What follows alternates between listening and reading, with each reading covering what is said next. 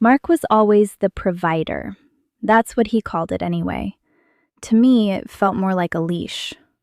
He managed the joint account, the investments, and the credit cards, leaving me with a stipend that barely covered the groceries and the dog's medication. I thought it was just him being controlling, a quirk of his personality, born from his deep-seated anxiety about the future. I was wrong. I was just too naive to see that the cage wasn't being built for my protection. It was being built to keep me from ever running.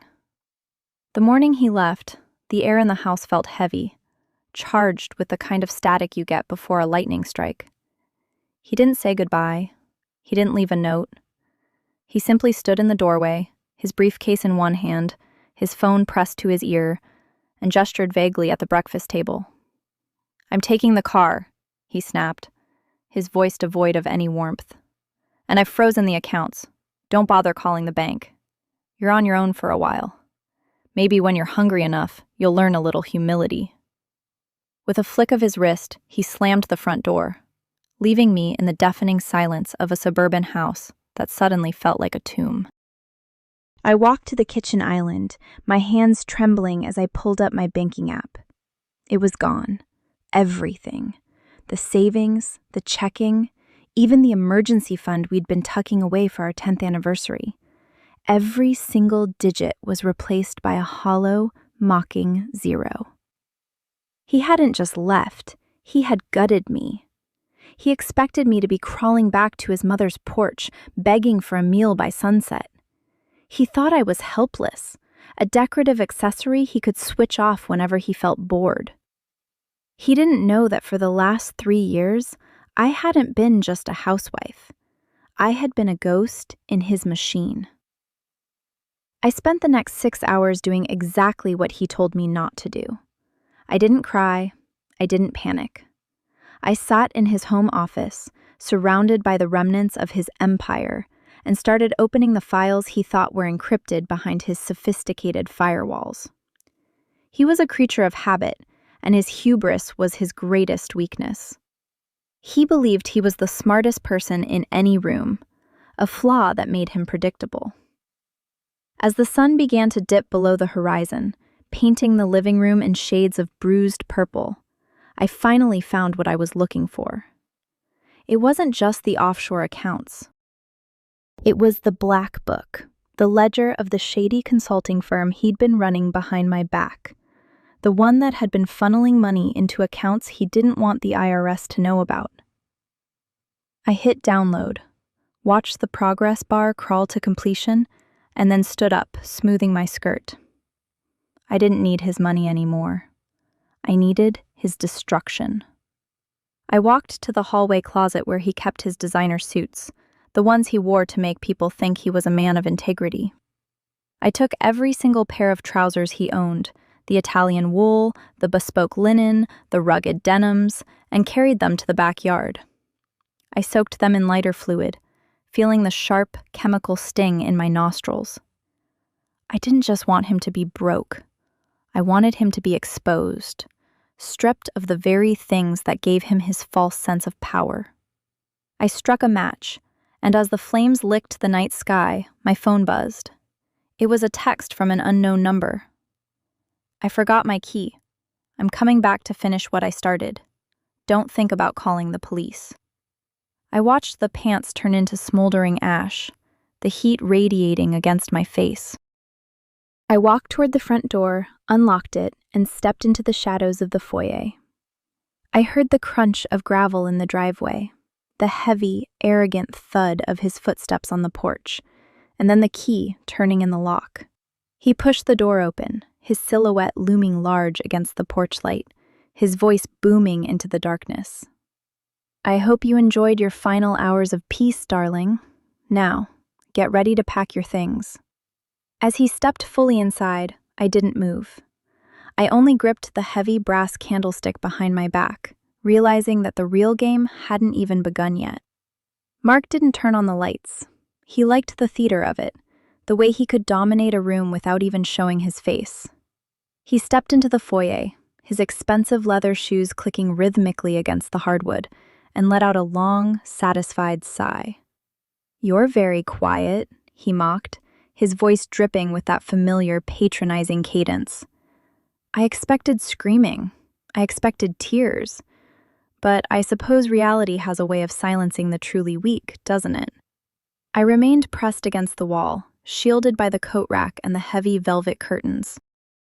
My pulse was a steady, rhythmic thrum in my ears, not of fear, but of anticipation. I looked at the digital clock on the wall, 11:42 p.m. He was right on time. "The house feels cold," he muttered, reaching for the light switch. "And it smells like... is that gasoline?" He stopped, his hand hovering over the switch. He clicked it. Nothing happened. I had cut the circuit to the downstairs lighting hours ago, just as I had disabled the security cameras, ensuring that everything happening tonight would remain between these four walls. "Funny," he chuckled, though the sound was thinner now, less confident. "I suppose you think this is some grand protest. A little darkness for a little rebellion? It's cute, really. But let's cut the dramatics. Where's the checkbook and where's the suitcase I told you to pack?" He moved toward the kitchen, his silhouette sharp against the moonlight spilling through the bay windows. I moved with him, silent as a shadow, my feet bare against the cold floor. He reached the kitchen island and stopped dead. He saw the laptop sitting there, the one I had used to dump his entire offshore ledger into a public cloud server. But more importantly, he saw the fireplace in the living room, where the remnants of his charcoal-colored trousers were still smoldering in the grate, casting a hellish, flickering glow.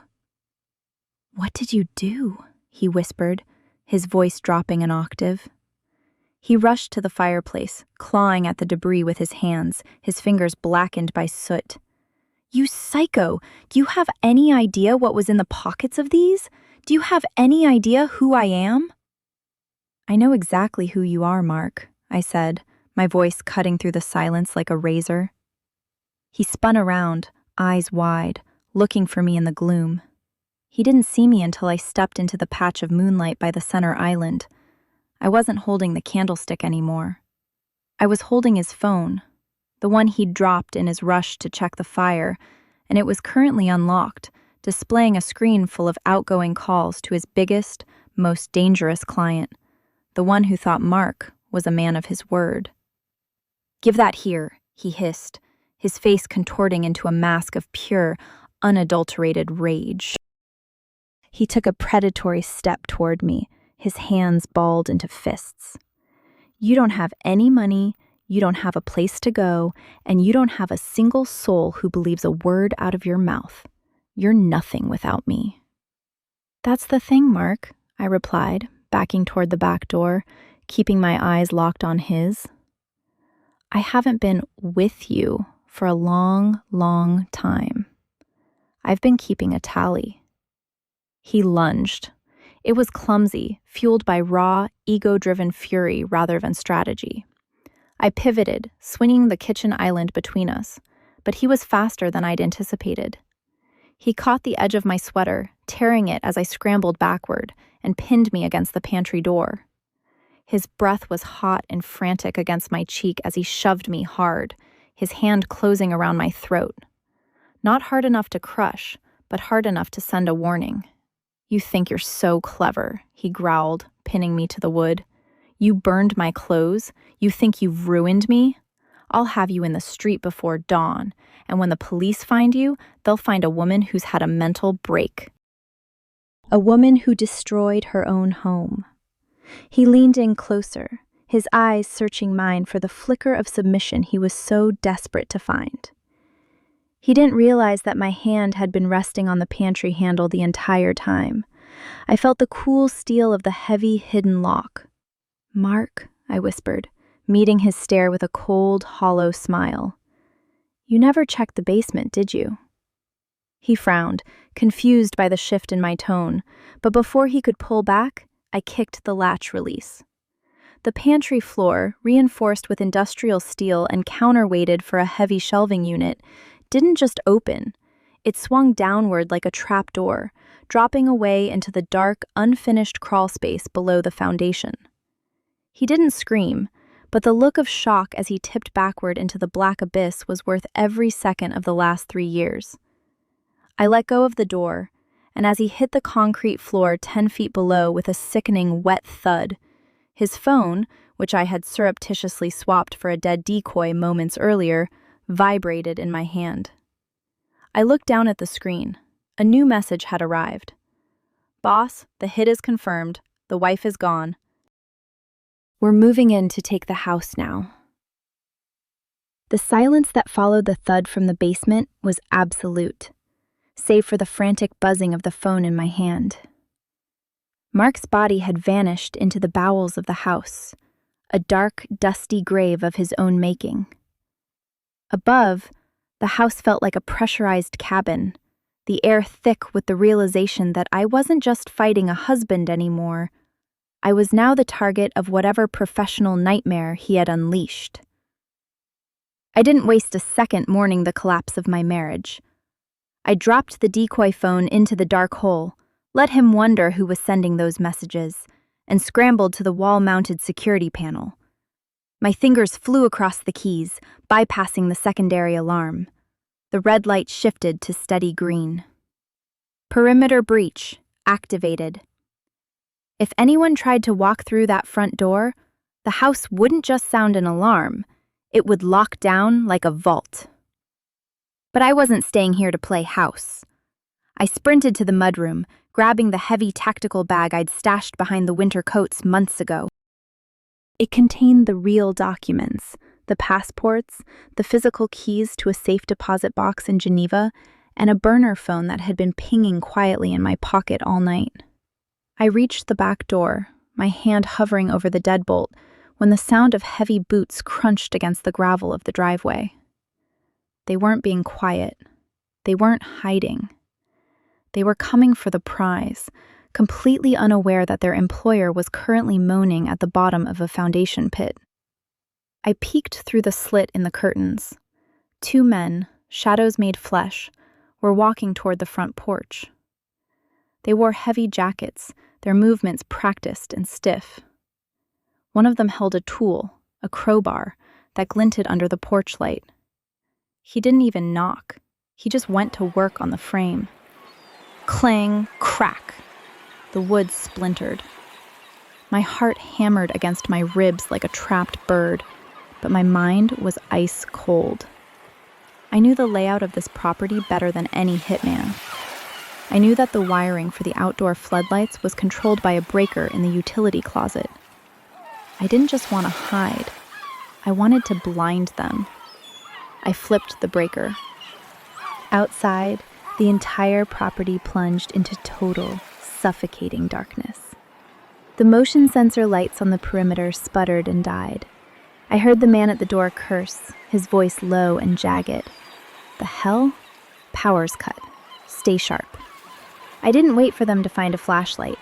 I grabbed the spare set of keys to Mark's Range Rover, the one parked in the detached garage, and bolted through the mudroom, out into the biting night air. I kept low, staying in the shadows of the hedges. I could see their silhouettes now, illuminated only by the faint glow of the street lamp half a block away. They had moved into the foyer, their flashlights dancing like nervous fireflies against the walls. I reached the garage, my breath hitching in my chest. I heard a muffled shout from inside the house, the sound of one of them discovering the open trapdoor. "Boss? Hey, boss! Why's the floor open?" I slid into the driver's seat of the SUV. The engine turned over with a low, predatory growl. I didn't care if they heard me. I just needed to be moving. I slammed it into reverse, the tires spitting gravel, and swung the vehicle around the circular drive. As the headlights swept across the front of the house, the beams caught something that made my blood turn to slush. One of the men was standing on the porch, but he wasn't looking at the front door anymore. He was staring directly at the garage, his weapon raised, his eyes locking onto mine through the windshield. He didn't fire. He just grinned, a slow, sickening expression that told me he knew exactly who I was. He pulled a radio from his jacket and spoke into it. I shifted into drive and floored it, the tires screaming, but as I veered toward the gate, the exit was blocked. A black sedan had pulled across the driveway, its high beams blinding me, completely effectively sealing my only escape route. The car door opened and a woman stepped out, tall, elegant, and holding a small silver pistol with the casual grace of someone holding a champagne flute. She wasn't one of the hired thugs. She was the one who had sent the text message. She walked toward my driver's side window, her reflection ghosting over the glass, and tapped her fingernail against the pane. I rolled the window down just an inch, my hand tightening on the gear shift. "You've been a very naughty girl," she said, her voice a silk ribbon wrapped around a blade. "And you have something of mine. Now open the door, or I promise you won't like the alternative." I looked at her, then glanced at the rearview mirror. The two men from the house were jogging toward me, blocking the back. I was boxed in. "You want the documents?" I whispered, my finger hovering over the manual release for the hidden compartment under the seat. "I want the ledger," she corrected, "and I want you to tell me exactly how you managed to put my husband in the floor." I didn't answer. I reached down, grabbed the emergency flare from the side door, and yanked the ignition pin. The interior of the car filled with blinding, searing red smoke, and in the chaos, I slammed the car into neutral and pushed it toward the only gap in the fence, a small, narrow drainage ditch that led into the woods. As the car began to roll, the woman's expression shifted from amusement to genuine, cold-blooded murder, and she raised the gun. Click! The sound of the safety coming off was louder than the engine. But before she could pull the trigger, the ground beneath the drainage ditch gave way with a deafening roar, as if the earth itself had been waiting for the weight of the car to finish the job. The ground beneath the drainage ditch didn't just give way, it collapsed into a sinkhole, a relic of the shoddy construction work Mark had cut corners on years ago. My SUV didn't just roll, it pitched forward, plummeting into a muddy, jagged fissure that opened like a hungry maw. The woman on the pavement shrieked, her poise shattering as she stumbled back, losing her footing on the slick, rain-dampened asphalt. The airbag exploded in my face, a white-hot bloom of synthetic fabric and static. Everything was a swirl of red flare smoke and flying debris. I hit the bottom of the ditch with a jarring thud that knocked the wind out of my lungs, but I didn't lose consciousness. I couldn't afford to. I was wedged in the driver's seat, the smell of sulfur and scorched wiring thick in the cabin. Above, the woman was scrambling toward the edge of the pit, her silver pistol glinting in the moonlight. She was shouting orders to the men, her voice shrill with a frantic, desperate greed. "Get her out!" "I don't care if she's broken, just get the damn ledger." I didn't wait for them. I clawed at the passenger door, kicking until the hinges screamed and gave way. I tumbled out into the wet muck of the drainage tunnel, coughing, my skin scraped raw, but I had the tactical bag gripped firmly against my chest. I scrambled through the narrow concrete pipe that ran under the perimeter fence, the water freezing against my skin as I crawled toward the thicket of trees behind the property. I heard them drop into the pit behind me, their boots hitting the mud with heavy, rhythmic thuds. They were close. I could hear their heavy breathing, the metallic snick of a weapon slide, and the woman's venomous hiss. If she gets to the main road, kill her. No witnesses, no ledger, no payment. I didn't head for the road. That was where they wanted me. Instead, I veered sharp left, toward the old quarry drainage pond. I knew these woods. I'd spent my quiet, lonely afternoons mapping them, memorizing every blind spot and uneven patch of earth. I reached the edge of the pond, the water black and still as oil, and pulled the burner phone from my pocket. It was time to finish the trade. I dialed a number I'd memorized weeks ago, the direct line to the regulatory agency that had been chasing Mark's shadow for years. "I have the ledger," I whispered, my voice steady despite the adrenaline coursing through my veins. "I'm at the quarry pond. I'm sending the GPS coordinates now. But you need to send a sweep team. He's here, and he's dangerous." "Who is this?" the voice on the other end demanded, but I didn't wait to explain. I dropped the phone into the pond and turned just as a beam of a high-powered flashlight cut through the trees. They had caught up. "Going somewhere, darling?" The woman emerged from the brush, her clothes ruined, her hair disheveled, but her grip on the pistol was firm. The two thugs flanked her, their faces obscured by ski masks. They moved in a pincer formation, closing off my retreat to the deeper woods. "The ledger," she repeated, stepping over a rotting log. "Hand it over, and maybe I'll make your death quick." I stood my ground, my back to the water. I held the tactical bag up, dangling it over the dark, deep pond. "This? It's not just a ledger. It's the life insurance policy for everyone he ever cheated. And it's already been uploaded." "You kill me, the encryption keys go live to the federal authorities in 5 minutes. You walk away, you live to fight another day." She laughed, a dry, hollow sound. "You think I care about federal authorities? I'm the one who paid for his sins, honey. I'm the one who keeps the machine running." She raised the gun, aiming not at my chest but at my knee. She was going to cripple me, drag me back, and finish the extraction. But she'd made one fatal mistake. She had tracked me by my flashlight, but she hadn't accounted for the sirens. A low, guttural wail began to rise from the highway, growing louder by the second. The woman's head snapped toward the sound. "Police?" "Not police," I corrected, a cold smile spreading across my face. "The IRS forensic team." I gave them a very compelling reason to show up tonight. The woods suddenly erupted in blinding white light. Dozens of high-intensity beams cut through the canopy, and a voice boomed over a loudspeaker. "Federal agents, drop your weapons! Hands where we can see them!" The two men didn't hesitate. They tossed their weapons into the brush and vanished into the darkness of the trees. The woman looked at me, then at the wall of light approaching us. She had one last chance to pull the trigger, one last moment of malice, but the flash of a dozen tactical lights blinded her. She threw the gun into the pond, turned, and sprinted in the opposite direction, straight into the waiting arms of a tactical unit. I fell to my knees, the bag still gripped in my hands. As the agents swarmed the area, picking up the pieces of Mark's shattered empire, I watched them haul the woman out in zip ties. Then, I heard a familiar voice shouting from the direction of the house, a frantic, bruised, and absolutely furious Mark, being dragged out in handcuffs by two agents, screaming about his lawyers and his rights. He caught sight of me sitting in the mud. His eyes widened, his face turning a shade of purple I'd never seen before. "You!" he shrieked, his voice cracking. "You ruined everything! I'll kill you for this!" I watched him get shoved into the back of a cruiser, his expensive clothes stained with the grime of his own trapdoor.